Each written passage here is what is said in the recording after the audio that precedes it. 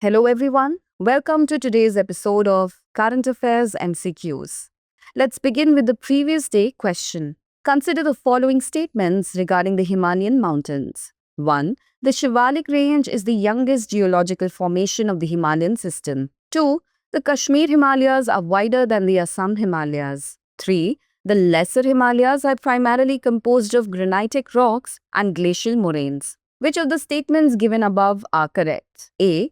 1 and 2 only, B. 2 and 3 only, C. 1 and 3 only, and D. 1, 2 and 3. The correct answer is option A. The Shivalik Range, also known as the Outer Himalayas, is the youngest of the three Himalayan ranges, Greater, Lesser and Shivalik. It was formed in the Tertiary period, approximately 5 to 10 million years ago, and consists of unconsolidated sediments brought down by rivers from the higher ranges. Hence, statement 1 is correct. The Kashmir Himalayas or the Western Himalayas are wider with well-developed valleys and broader ranges compared to the Assam Himalayas or Eastern Himalayas, which are narrower, more rugged, and have higher rainfall and denser vegetation. Hence, statement 2 is correct. The Lesser Himalayas, also called Himachal, are primarily composed of metamorphic and sedimentary rocks such as slate, quartzite and limestone, not granitic rocks or glacial moraines. Granitic rocks are more common in the Greater Himalayas, while glacial moraines are deposits left by glaciers, not a defining characteristic of the Lesser Himalayas' geological structure. Hence, statement 3 is not correct. Therefore, option A is the correct answer.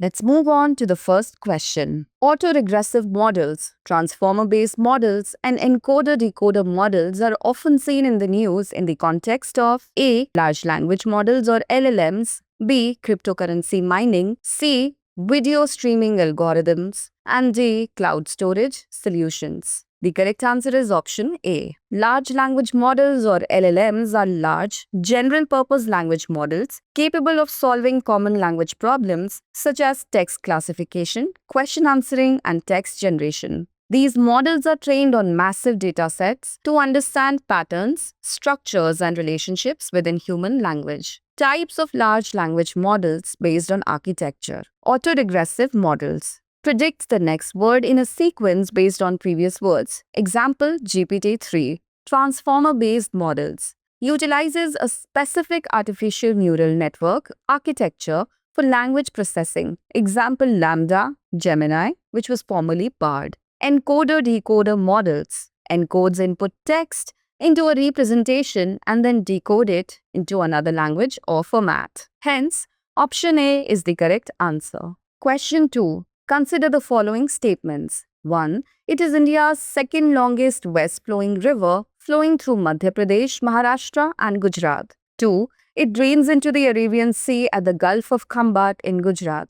3. The Purna River is its main left bank tributary, providing perennial flow. Which of the following rivers best matches the above description? A. Tapti, B. Narmada, C. Mahi, D. Sabarmati. The correct answer is option A. The Tapti River, India's second longest west-flowing river after the Narmada, flows through Madhya Pradesh, Maharashtra, and Gujarat. It is one of the three major rivers in India that flow westward, along with the Narmada and Mahi. It drains into the Arabian Sea at the Gulf of Khambat in Gujarat. The Tapti has 14 major tributaries, 4 right bank, Vaki, Aner, Arunavati, and Gomai, and 10 left bank, Nesu, Amravati, Bure, Banjara, Bori, Girna, Vagur, Purna, Mona, and Sipna. The Purna River is the main left bank tributary, providing perennial flow. Hence, option A is the correct answer. Question 3. Regarding the Swamitwa scheme, consider the following statements. 1. It is a central sector scheme to provide legal ownership of residential properties in rural areas using drones and GIS technology. 2. It aimed at creating a record of rights for rural property owners, focusing on Abadi areas, inhabited regions. 3. Launched by the Ministry of Agriculture and Farmers' Welfare, India showcased it as a pioneering land governance initiative at the World Bank Land Conference 2025. How many of the statements given above is correct or are correct? A. Only one. B. Only two. C. All three. And D. None. The correct answer is option B. The Swamitva scheme is a central sector scheme to provide legal ownership of residential properties in rural areas using drones and GIS technology. Hence, Statement 1 is correct. It aimed at creating a record of rights for rural property owners, focusing on Abadi areas, inhabited regions. Hence, Statement 2 is correct. The Swamitva Survey of Villages and Mapping with Improvised Technology in Village Areas was launched by the Ministry of Panchayati Raj in 2020. Hence, Statement 3 is not correct.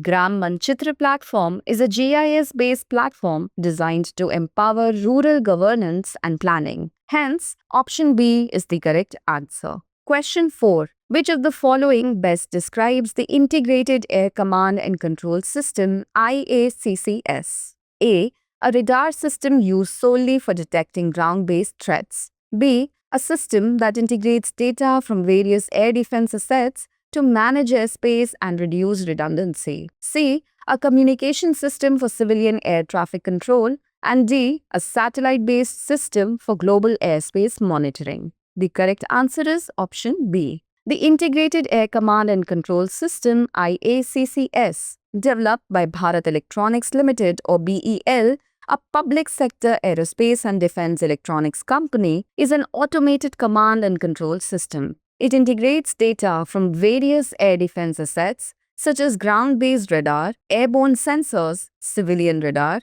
communication nodes, and the command and control centers of the Indian Air Force IAF. The overlapping radar and radio data coverage of the IACCS helps in effective airspace management and reduces redundancy. Hence, option B is the correct answer. Moving on to question 5, consider the following statements. 1. The Sargent Committee 1944 report recommended the formation of this body. 2. It was established as a statutory body in 1956. 3.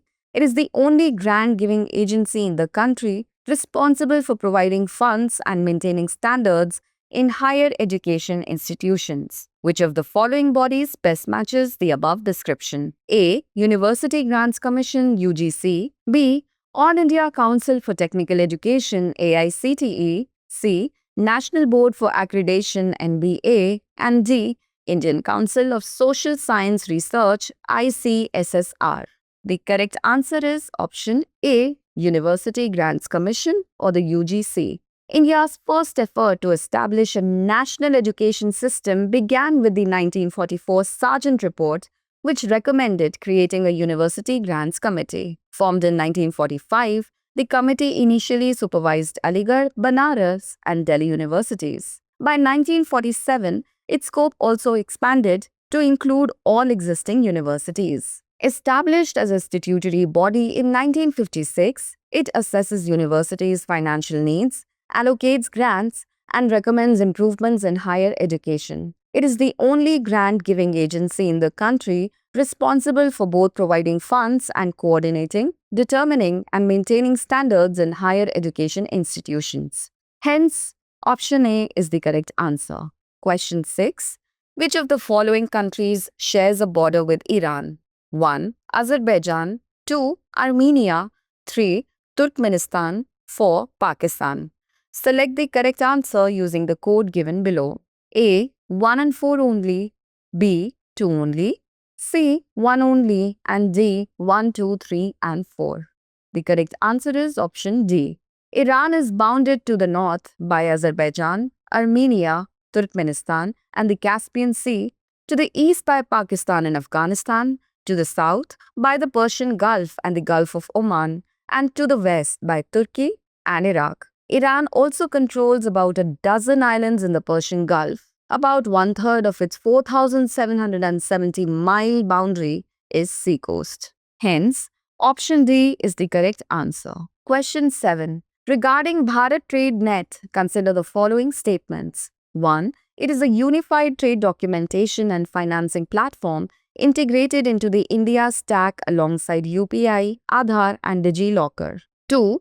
It replaces paper-based processes by connecting stakeholders like customs, banks, and exporters on a unified digital platform. Which of the statements given above are not correct? A. 1 only. B. 2 only. C. Both 1 and 2. And D. Neither 1 nor 2. The correct answer is option D. Bharat Trade Net (BTN) is a unified trade documentation and financing platform integrated into the India stack alongside UPI, Aadhaar, and DigiLocker. Hence, statement 1 is correct. It replaces paper-based processes by connecting stakeholders like customs, banks, and exporters on a unified digital platform. Hence, statement 2 is correct. Therefore, option D is the correct answer. Question 8. Budapest Treaty 2001, Paris Convention 1998, and Berne Convention 1928 are often seen in the news in the context of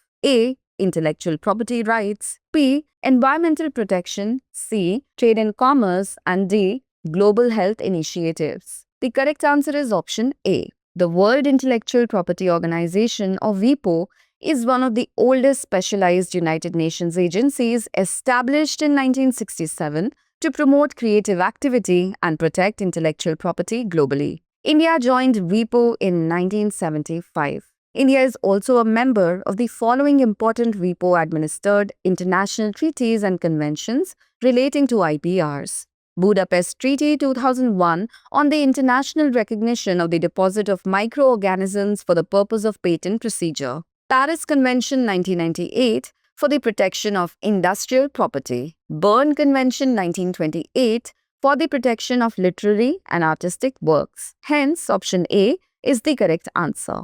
Question 9. Which of the following best describes the term Design Law Treaty, or DLT? A. A framework aimed at harmonizing and simplifying the protection of industrial designs across countries.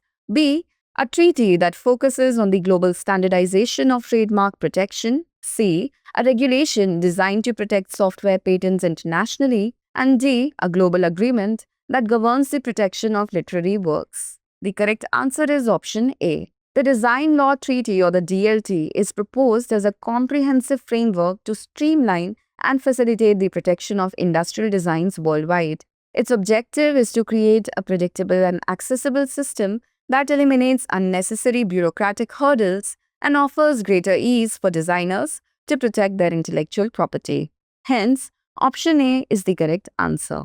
Question 10. The terms Extended Fund Facility, Standby Agreements or SBAs, and Structural Adjustment Programs or SAPs were recently seen in the news in the context of A. Climate change initiatives, B. International Monetary Fund (IMF) programs, C. Global health policies, and D. International trade agreements. The correct answer is option B. International Monetary Fund programs. Extended Fund Facility (EFF) is an international monetary fund program designed to assist countries experiencing medium-term economic problems due to structural weaknesses. Standby arrangements or SBAs are short to medium-term financial assistance programs provided by the IMF to member countries facing short-term balance of payments problems. Structural Adjustment Programs or SAPs are economic policies and financial assistance programs